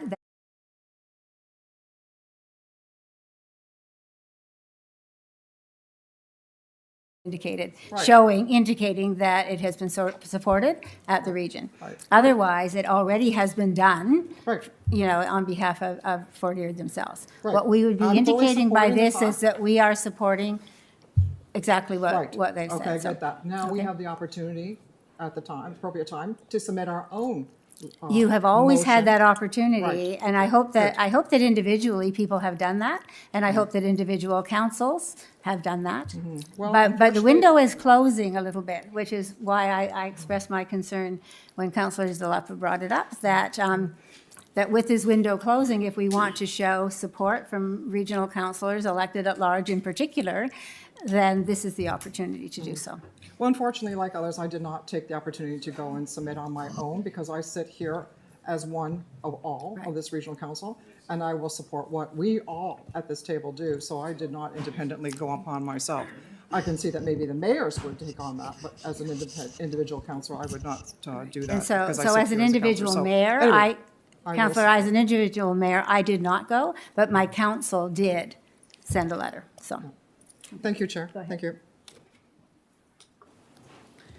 Okay, so we're doing the recorded vote on the amendment to support the correspondence from Fort Erie. Yeah, it was, Oh, okay. So it's to support. okay. We're supporting it, if that's the case at this Yeah. point, okay. Okay, so Counselor Badaway. Yes. Counselor Bateman. Yes. Counselor Campion. No. Counselor Keokio. In favor. Counselor Crater. Support. Counselor Diodati. Opposed? Counselor Easton. Counselor Foster. Opposed? Counselor Grant. Support. Counselor Height. Counselor Jordan. In favor. Counselor Junkin. In favor. Counselor Kaiser. Support. Counselor Morocco. Support. Counselor Olson. Counselor Redicott. Yes. Counselor Rigby. Yes. Counselor Seaborn. Support. Counselor Secord. Counselor Cisco. Opposed. Counselor Sorrento. Opposed? Counselor Steele. Yes. Counselor Uglini. Support. Counselor Villela. Support. Counselor Whalen. Support. Counselor Woodavine. In favor. Counselor Zalepa. No.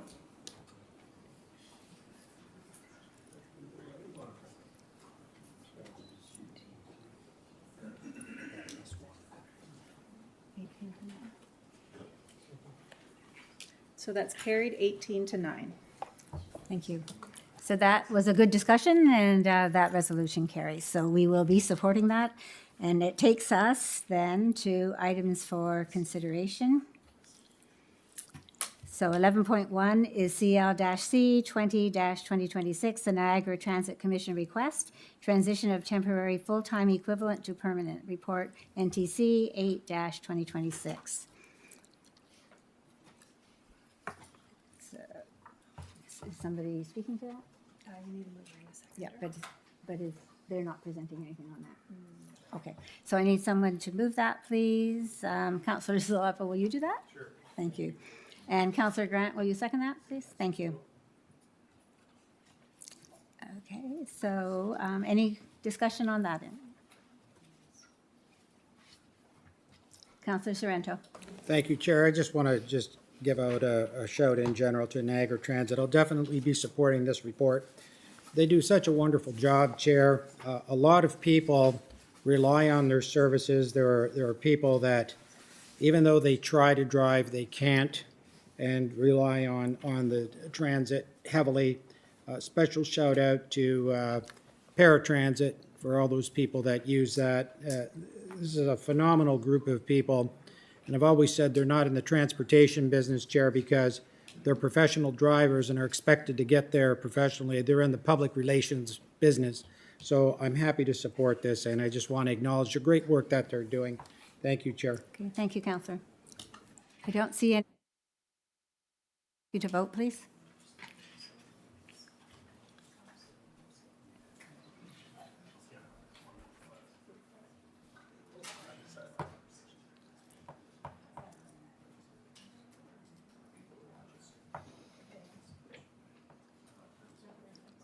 Okay, and that also carries.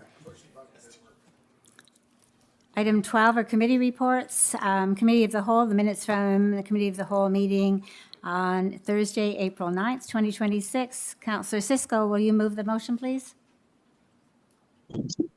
So moved. Thank you. And Counselor Morocco, will you second? Thank you. Are there any questions about that meeting? Any concerns? Seeing none, I'll ask you to vote on that, please.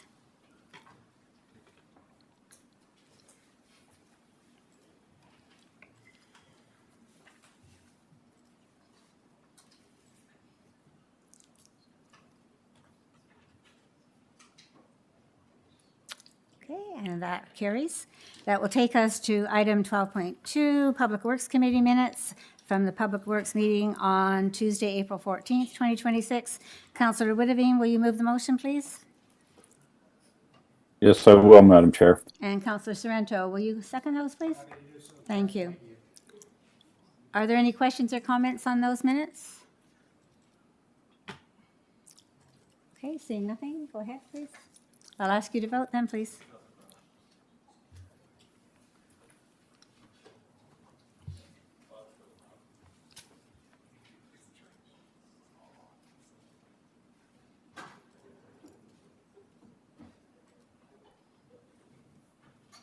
Okay, and that also carries.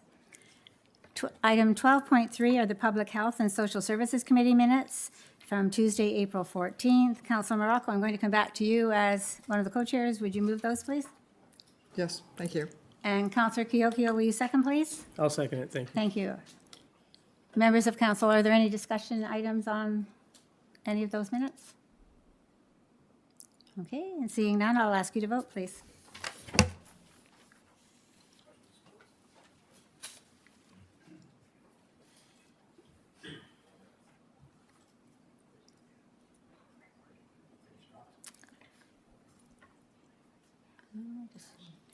Okay, and that also carries.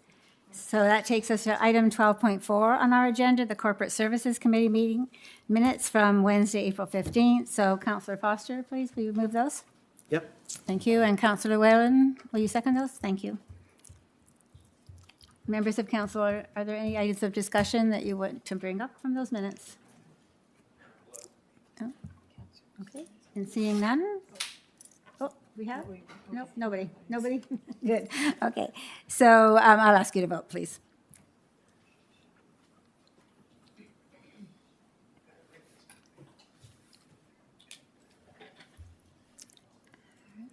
So those minutes, I think, will be approved shortly.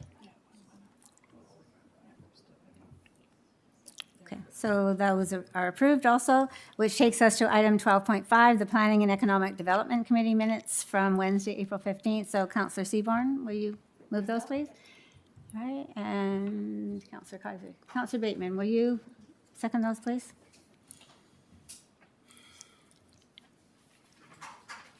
Are there any questions or comments regarding those minutes? Sorry, Chair, I was not at that meeting. Do I have to be at that meeting too? Have you read the minutes? I've read the minutes, yes. Okay, so under my bylaw, that's okay? Is that okay under this procedural bylaw? Yeah, as long as you've read them, you can second them. Thank you.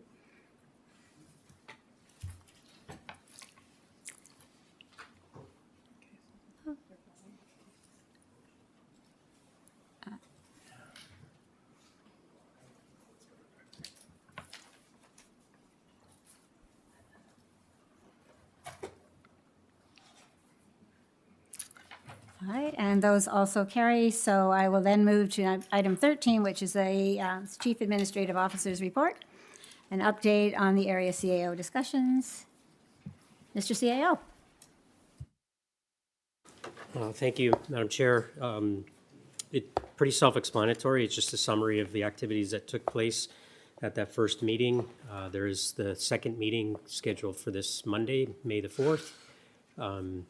Not a lot in terms of detailed direction and methodology was decided or established at the first meeting, but the intent of this next meeting is to get to that. And as well attached are documents done previously, probably most notably the one from 2019, which was done at the direction of the 12 mayors and the regional chair at that time. Thank you. So we need to have a mover, Councillor Redekop. Will you move this, please? And Councillor Height, will you second that, please? Thank you. So you've had those minutes, and hopefully you've read them. Are there any questions or comments regarding those? All right, then I'll ask you to vote to receive those, please. Oh, sorry, Councillor Seaborn. I'm sorry that I looked up and it wasn't there, and I looked down and there it was. I sneaked in there. My apologies. Thank you, Madam Chair. That was quite an extensive report, and I actually found it pretty interesting the way you've had to go through things. It makes me wonder, with the makeup of the 12 communities, you're asking 12 CAOs plus yourself to come up with workable plans. Do you think you're going to be able to have the same sort of ideas between, say, the smaller communities and the larger communities? Like, can you expect that maybe the group of smaller communities might have different ideas and different workabout plans than maybe some of the bigger communities have? I just wondered, I kind of got the impression that maybe it was a bit divided there. Go ahead. Thank you. Through you, Madam Chair. Yes, there could very well be different objectives or expectations of any particular review. The idea, and the reason I referenced the previous bodies of work is a fair bit has been done in terms of identifying a list of potential bodies of work, some more complex than others. And certainly for the bigger complex ones that would require resourcing in the way of likely facilitation, third-party facilitation, as well as potentially expert matter consulting work. So that is part of the discussion that is to take place in terms of supporting from a resource perspective, but also the facilitation of the conversation. But first, I think it's the objective to where do we want to focus, because we can't do everything. Thank you. Councillor Badaway. Thank Councillor you, Madam Badaway. Chair. Through you to the CAO, do we have a timeline on the work plan, timeline on what you're going to get done with respect to, we have an election coming up, and so it's pretty tight.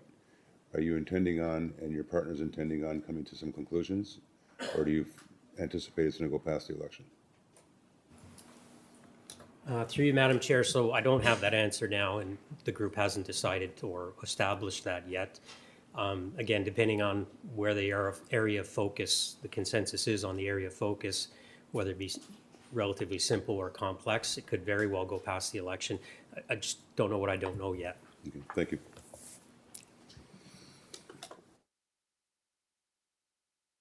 Thank you, Madam Chair. I just thought that starting work early with the local CAOs to help to bring everyone into the process more effectively. And by doing the groundwork now, we make sure that when all municipalities are at the table, the conversation is informed, productive, and focused on real solutions. This approach is about supporting collaboration, not deciding outcomes in advance.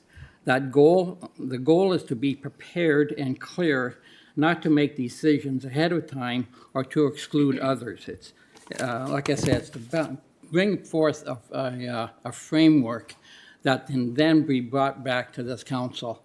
I want to remind everyone, and I know Pelham wasn't the only one, that when this was big news 6 weeks ago, and amalgamation was burning up the social media.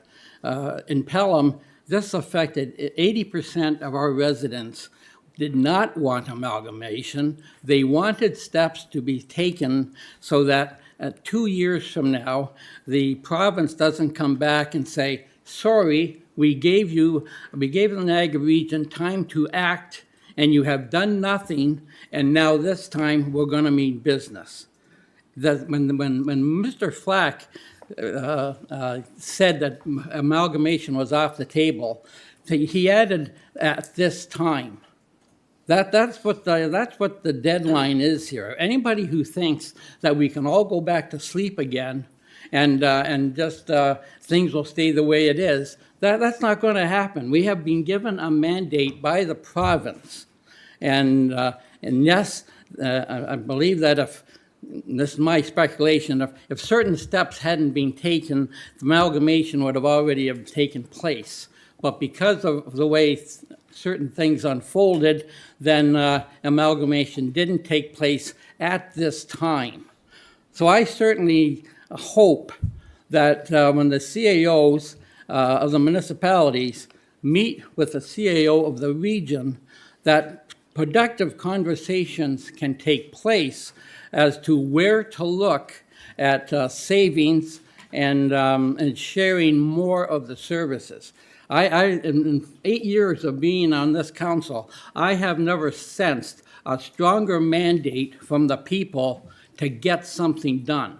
80% is quite a high number of people to be involved in a decision and telling us, get it done. We want a made in Niagara solution, and we don't want to be dictated to from across the lake. So I do hope that as these conversations continue, I certainly hope that all parties are sitting down at the table with open eyes and open thoughts and listen to each other as we continue down a road that has to be traveled. Thank you, Madam Chair. Thank you. So, Councillor Olson, you're next, please. I think the mayor put it quite nicely. There's a sense of urgency about this. And if our method of addressing the affordability crisis is going to be a rationalization of services and taxes, we need some kind of a vehicle to make sure that happens. And I don't particularly pay much attention to words in the air. I'd like to see something on a piece of paper. I'd like to take a total of all the FIS reports, which can be easily consolidated, and just see how much money we actually do save when we take on this project, because that's what we're going to be measured by, and that's what we should be measured by, because this is not something that's going to go away, and then we can have the arguments about our self-pitying arguments that we don't get enough money and all the rest of the stuff. People don't function well in a position of self-pity. This is a position that we own, we're responsible for, even though we didn't create it.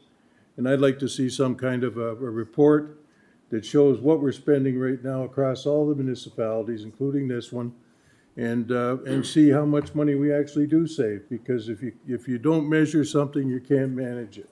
Thank you. Thank you. Councillor Bateman. Thank you, Chair. Back to the comment of there's only one taxpayer. It's never been about self-pity. Not once have we come to this council and asked this council what we can do to minimize the number of councillors. That decision was made for us. And it is one taxpayer. So the downloading is important. That absolutely affects our budget. We can cut services all we want, but the services matter. It is what we do for the community. So I'm finding it difficult to hear these comments, from councillors who were not elected to this council, yet supported to get to this council, wanted to be part of this council, and yet work hard to disassemble it. So that is concerning to me. Thank you, Chair. Thank you. Councillor Zalepa. Thanks, Chair.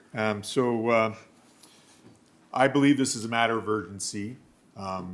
We've had many years. I know that when I first came here in 2018, there was some really good work done through a couple of years, the CAOs from Niagara, the mayors.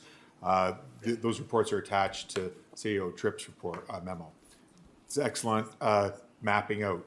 So we've been at this for some time, and we haven't gotten anywhere until we got shoved, right? We got pushed, and rightly so.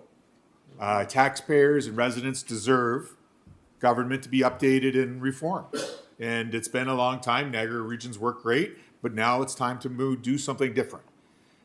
We're not starting over. This is not about starting over. There's some really good ideas that are there. Our councils for all our municipalities are directing our best people to meet together with the region's best people. And they're going to figure out what the track has to be to get from today to tomorrow. It's not going to happen in 2 months, not going to happen in a couple months, but we're going to see a map developing that's going to take probably some time into the next term of council. And the people that we put into these seats next term are going to have to help carry that torch and carry it forward. We know what we're trying to achieve is that it's better government for better service delivery. And if we don't do that, if we're making a change that doesn't accomplish that, then we have to evaluate and be able to find the metric and say, did we get there? Councillor Olson says, well, track the payment. That's one way. Others is to see, okay, what kind of services satisfaction is there? What is actually being done? How many times are the culverts getting repaired? How many times are the ditches getting cleaned? How often are the roads being repaired? There are metrics for all this, right? This is Niagara-led now. We were being told something a couple months ago that we felt really uncomfortable with. Now we're talking about something that Niagara residents can get behind and push and lead. And it's going to be a little uncomfortable anyways. And democracy is messy. You got to get involved, roll up your sleeves, talk, and maybe we don't agree on everything, but we're going to get somewhere eventually. And I think that's what we're doing. There's no predetermined outcome here. This is not what we had come to us in January was, here's an outcome. Nobody liked that, right? Oh, here, we want to go this. No, this process has no predetermined outcome. We're putting everything on the table. We're going to look at all the services and go for the low-hanging fruit first. Do the easy ones first, and then we'll get more complicated. You know, we need to send the message that we're moving. We're not going to just sit back and roll up the tent and hope the government goes away, because they're not going away. I think it was nicely said by Councillor Junkin that the last comment in the minister's remarks are, for now, right? So message received. And this is about, this process now is going to extend the table for everybody else to come and bring your ideas and work together. Because we need everybody. We need all our bright CAOs and all our bright councillors from all the municipalities now to come and get behind a couple. And let's make a list of things we can agree to. Because I don't think we're going to, if you made a list of all the services that were there, probably we're not going to get there today. But I think we could identify 3 or 4 or 5 that we could say, all of us, yeah, let's look at those and see, do a business case, let's analyze how it's going to look. What would the service delivery look like? How would it be different? Is it actually more, is it cheaper? Is it not cheaper? And is the service better? So I really believe that we can get there. And I like this memo. It's a start. I didn't expect the solution to come in the first memo, but we're all going to get to work. And the next meeting's scheduled. And I know that the town of Niagara Lake gave direction to its CAO. We resourced them. We're prepared to put the resources behind it. We feel very confidently that we want to do something, that our town wants to be involved with all this, with all of you. And I think we can get there. And so I appreciate this. I'm looking forward to the next memo. And yeah, so thank you for letting me say that. And I know there's no real direction other than a memo, but I think it's important to say that. So thank you. Thank you, Councillor. And Councillor Badaway. I like this standing up. When I got back here after many years being away, and I seen you guys all sitting down when you were speaking, I was actually shocked. But Councillor Reddecup, I thank you for that, because I think we should always be standing up to speak. And it's just respect for the chamber. Madam Chair, a few comments. I wasn't going to speak at all because I think it was going in the right direction, but I just want to make a few comments with respect to my thoughts on moving forward. councilors are right. We are expecting a made in Niagara solution. I think for the most part, I'm hoping the province hopes for that versus coming down here and dictating to us what we otherwise should be doing. But what are we waiting for? We've been on this for how many months now? Close to 2 months now, since the premier's come down here and gave his thoughts, as well as Minister Flack. And we haven't really made much movement here at the region. But I do credit the municipalities. The individual municipalities have made movement. I know in my community in Port Colborne, they're working extremely hard to look at new service models, operational models, reviews, structure, size of council. And I know many other municipalities are doing the same thing. They're hard at it. What are we doing here? Not much. I asked this council during budget deliberations to proceed with a service and therefore an operational review. Nothing. Crickets.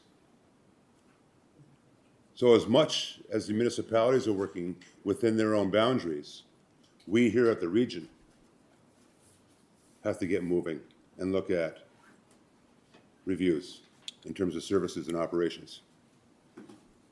With that said, let's get to work. Yes, we have a few months left before the end of the term. And Councillor Zalepa, Lord Mayor Zalepa, you're absolutely correct. We're probably not going to get it done in 3 months. But we can at least get it started. And we can pass it on to the next council to get it finished. That, I believe, is what any upper level of government expects out of this level of government. We have that responsibility. Fiduciary into the municipalities. I'm not here to speak for your municipality, Lord Mayor, or yours, Mayor Campion, or yours, Mayor Reddick. That's not my role. That's not my lane. That's your lane, your lane. And you're doing well at it. And keep that up, and hopefully those recommendations will come forward, aligned with a regional service, and then therefore operational review.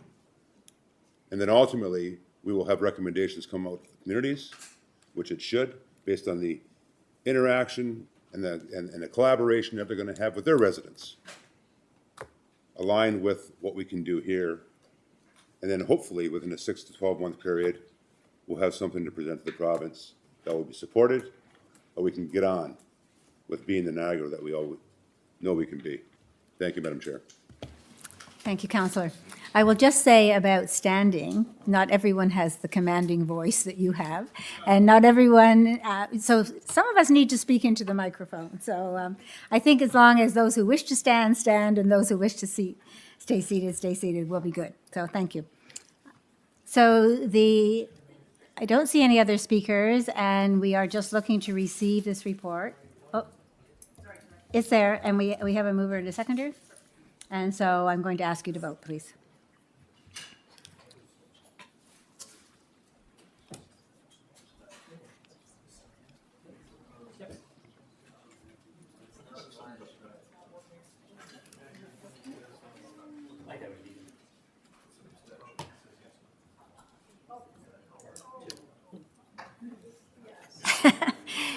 You're changing your vote. So Councillor Easton also is voting yes. Thank you. Okay, so that carries. There are no motions coming forward this evening, but are there any notices of motion that anyone wishes to bring forward? Councillor Grant?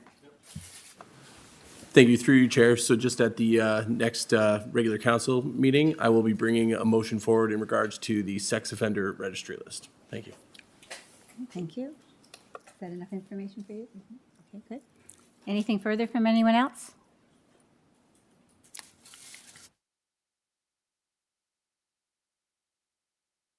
Or our regular, okay, we're good. We did adopt the minutes for the regular meetings that we've had. So items 16.1.1, 16.1.2, and also 16.1.3. We're not going to discuss any further. So we're going to move to the confidential items that were submitted directly to council this evening.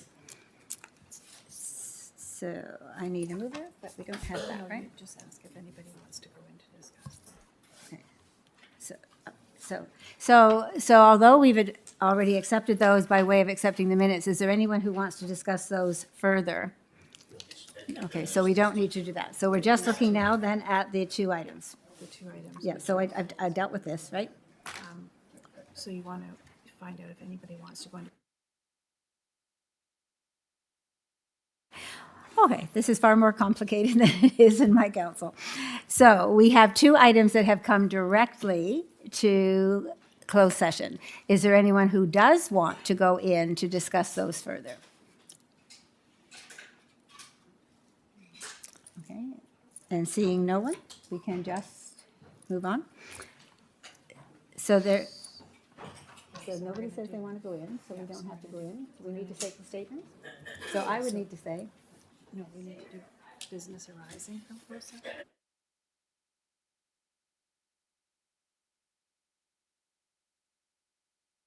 All right, so we didn't go into closed session. Nobody wanted to go into closed session. And so we're moving past that. And I'm going to ask if there is a mover, first of all, to accept. I guess I have you, Councillor Bateman. Will you move the motion, please, to accept the motion for business coming out of the closed session?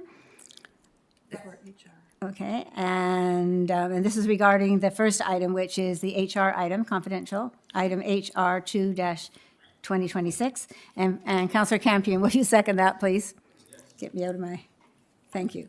Okay, so we are voting on just the first confidential item, which is the HR item. So I'll ask you to vote, please.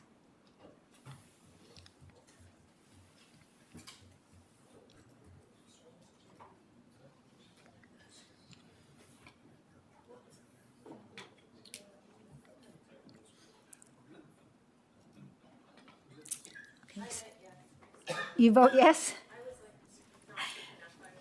You've got that, okay. Corrected, Councillor Vidal, okay. So that also, I think, carries? Yes. And so now we're going to go to 17.1.2, confidential matter, chief administrative offer performance appraisal. Councillor Easton, will you move the motion, please? She didn't hear me. Councillor Easton, would you move the motion, please? Thank you. And Councillor Olson, will you second that, please? Thank you very much. Okay, and so I'll call for the vote on that, please.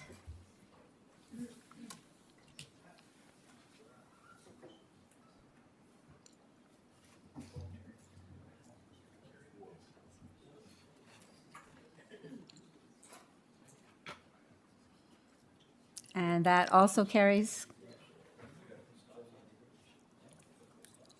And that will take us to bylaws. So, Councillor Ugolini, will you, he's gone, where is he? Will you move the bylaws, please? Yes. Thank you. And Councillor Varela, will you move the bylaws also, please? To second those? Thank you, okay.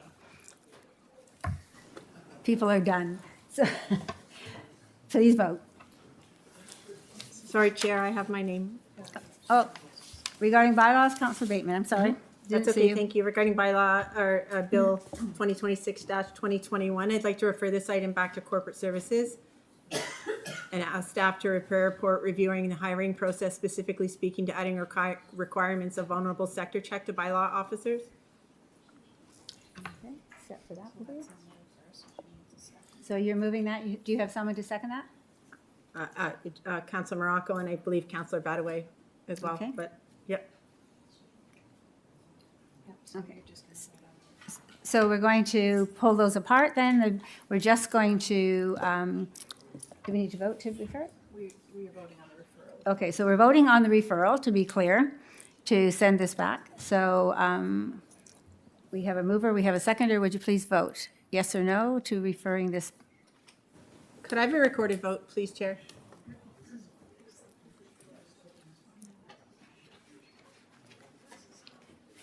Okay.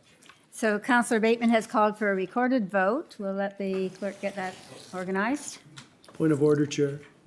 What is it we're voting on? To defer this for what purpose? Councillor Bateman, would you like to repeat why you wish to have this gone?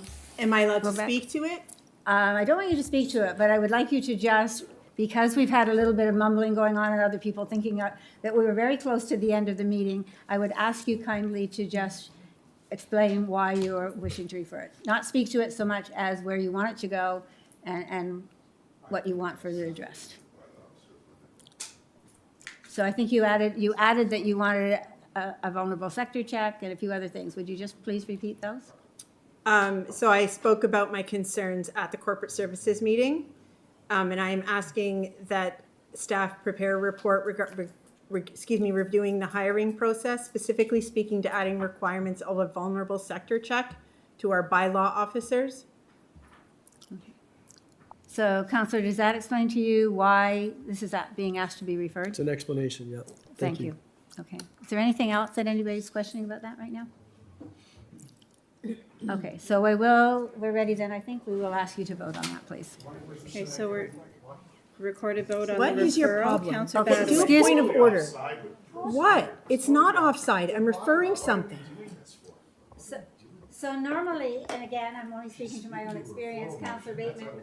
I didn't ask to speak to it. I was asked to clarify. No, Councillor Zalepa, I actually did ask her to clarify because Councillor Redicott had not heard, and there was a lot of mumbling going on because we thought we were just finally voting on bylaws. So it was quite noisy. But, so all I'm saying is, Yes. the councillor has asked to pull that bylaw and refer that back. Clerks have indicated that that's acceptable. And so we can vote on this. If you choose not to support it, then you don't support it. But thank you. It is unusual, and it certainly is something that has, Chair, why is it unusual to refer an item back to corporate services? because generally speaking, when it gets to bylaw stage, it's been discussed, it's come forward, and it's now ready to be put into a bylaw. That would be the reasoning. In my council, we might discuss a bylaw a little bit, but we still would vote on it separately. That's a normal request. This is not your council.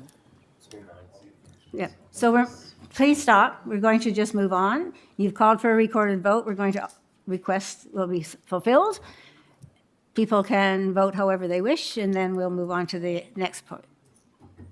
Go ahead, please. Thank you, Acting Chair. Councillor Badaway. Yes. Councillor Bateman. Yes. Councillor Campion. Councillor Kiokio. Yes. Councillor Crater. Yes. Councillor Diodati. No. Councillor Easton. No. Councillor Foster. No. Councillor Grant. Yes. Councillor Height. No. Councillor Jordan. Yes. Councillor Junkin. No. Councillor Kaiser. Yes. Councillor Morocco. Yes. Councillor Olson. No. Councillor Redicott. No. Councillor Rigby. I have yet to hear the They're referring the bylaw to corporate services. No, it's not.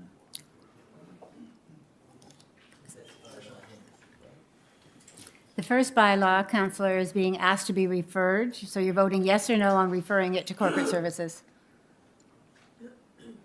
No. Councillor Seaborn. Yes. Councillor Secord. No. Councillor Cisco. No.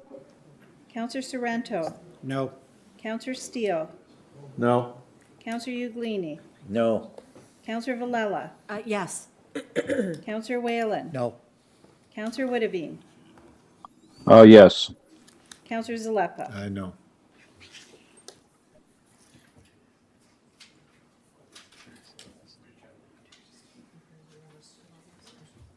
So that's defeated.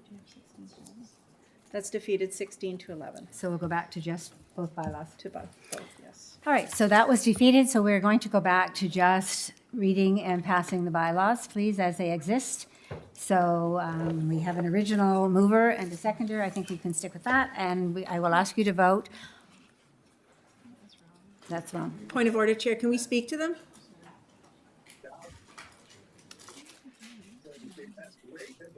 Further to what we've already done, I think we've dealt with that already, Councillor. Well, the motion was defeated, but now they're still on the floor. Is that correct? We can speak to them? they're back on the floor, but you've pulled one already, and we've discussed that, and people have voted on that. So I'm not sure, unless the clerk feels differently, that we would discuss them further. Okay. All right, so the clerk has said, yes, you can speak to it. Thank you, Chair. The reason I wanted to speak to this is because in October 2025, we had... Point of order, Chair. Surprise. May Go I be ahead, Counselor. recognized? Yes, please do. So the counselor lifted that particular bylaw already, referred it, lost on the vote. That's done. In a council meeting, you do not speak to the matter again. That, she can speak to the other bylaws, but not that one again. Sure I can. That's out of order. I'm sorry. Well- I'd like a ruling on that, Chair. Please, thank you. So I did refer to the clerks who indicated that it would be fine for her to speak to them again, but I believe says that you can only speak to a matter once at a council meeting. once, yeah. Quite honestly, speaking to a bylaw multiple times would not be something that I would expect either, but I did ask the question, and we thought we had it answered. But obviously, I will say that we've dealt with that already at this point in time. So I am going to once again, please, Councillor Bateman, do you wish to speak to the other bylaw in any way? No, Chair, I would love to hear where the procedure, the clerk has said that it is in order. I didn't speak to the motion, I referred it. So I wanted to speak to it and have a fulsome discussion, but I would like to speak to it now since it's on the floor, so I should be able to speak to it. Well, I think that the ruling has been, people did not want it referred to continue to speak. They You didn't lost, want you it- lost that referral vote. And so I think the will of council is that at this point in time, they don't want to hear any further on Point that. of order, Chair. Yes, Counselor. So my will isn't that she not be allowed to speak. She moved a deferral and she couldn't speak to it in order to move for it to be deferred. That was defeated. She still technically has the floor, in my view. So I mean, if that's what the clerk is basing her decision on, I think she's correct. Well, I think the clerk is supposed to be our expert in this matter, and so, once again, there are two of you. Okay, so the decision is that Councillor Bateman still has the floor, according to our clerk, who is in charge of this meeting, so, Councillor Bateman? Thank you. But we're going to watch this, because I know that I think I'll be listening very carefully. That's what I will say to what you're going to say, because I think we're going to hear a rediscussion of something that happened at corporate services, unfortunately, and this is what's come from that. And we passed those minutes, so I think we're just in kind of a gray area here. But I will let you speak, but No, we're not, I disagree, Chair, but I will speak to it since I do have the floor. So a while ago, I had asked staff, because there was a meeting, there was a information in our paper about one of our bylaw officers that I found very concerning, information about their background. And I asked staff at that time, how in the world would this person pass a vulnerable sector check? And I was informed that they do not. They pass a criminal reference check. And I asked, why wouldn't we do a vulnerable sector check? And even since that corporate services meeting, staff has said we're not required to. And I think that we should be required to. Bylaw officers have a lot of authority. They have a lot of, and this particular bylaw officer has complaints that I find very concerning. If you do not pass a vulnerable sector check, you would not be permitted to be a police officer, a teacher. These are positions that you deal with the public quite regularly. And I will share my information with council because I think the charges against some people are very concerning. Oh, here we go. Point of order. It's completely and totally inappropriate for any members of this council to be discussing identifiable individuals. I'm not identifying anybody. Excuse me, I'm on the point of order. Yeah, yes. Identifiable people at this particular point in time. So I think this is completely inappropriate. There should not be a debate going on this. Corporate Services suggested very strongly that the councillor take her concerns to staff. And I did. So if that's the case, that's terrific. This should not be brought up under bylaws. Thank you. Thank and you. please rule on this accordingly. Well, I tried to rule on this already because I thought it wasn't appropriate. I was at the corporate services meeting, and it was thoroughly discussed, and it was suggested that that was something to deal with staff about. We are not going to be changing that. I understand your concern, Councillor Bateman, but it is something that was published according to you, and so perhaps that does indicate that that person could be identifiable. Even though you're not mentioning the person by name, by position, and the fact that it has been in the public, you actually are. So I think that. Well, I we think will- it, Chair, I think it makes the corporation very vulnerable, and it makes us look like we have, anyways, I find it very concerning, so I will not be supporting this. Thank you. Any further discussion on any of these things? Councillor Redekop, I see your name is on the list. I'm going to pass. Thank you. Okay, last call. Please vote.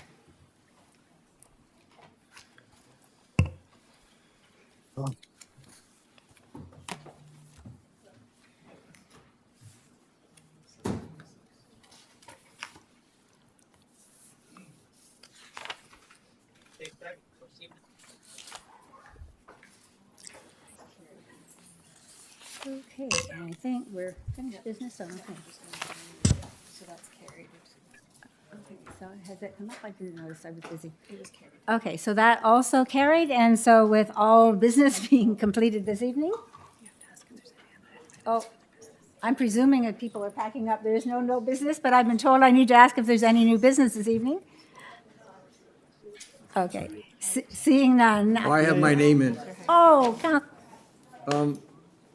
I sent information about the Niagara Nutrition Partners Gala dinner, or breakfast, sorry. I think this is one of Frank Campion's favorite organizations. They are having their 10th breakfast. They were regularly doing this prior to COVID. This is the first time they've brought it back since COVID. There'll be 8 schools preparing food, their students. And it's a marvelous event. It's great for the kids. And Niagara Nutrition Partners is the organization that gets food into the schools to help the children that don't have food brought, given to them to come to school.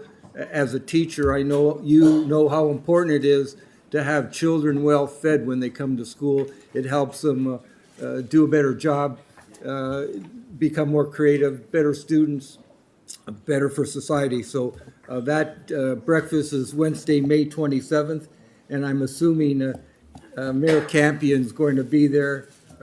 He's been a big supporter over the years. Thank you. Thank you, Councillor. And I really do appreciate the programs that are in the schools right now. That's been a need for generations. So I think if there's nothing further, now I'm going to declare that this meeting is adjourned at the hour of 8:37. Thank you. Good grief. Good grief.